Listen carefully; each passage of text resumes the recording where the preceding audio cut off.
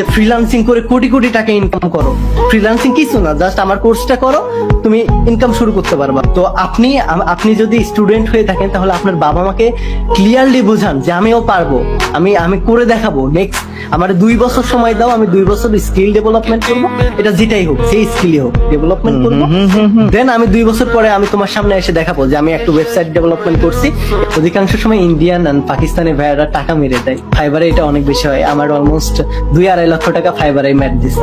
তো যেহেতু আমরা নিম্ন মধ্যবিত্ত পরিবারের ছেলে, তো বাসায় যদি একটা নতুন কিছু আসে না, তখন এলাকার মানুষ চিৎকারি মারে, আরে ভাত পায় না চা, এই ধরনের অনেক কথা বলে। গ্রামের মানুষের বিরুদ্ধে গিয়ে এক প্রকার আমি তোরে কম্পিউটার কিনে দিছি, তো তুই যাই করিস আমার যেন মাথা নিচে না যায়।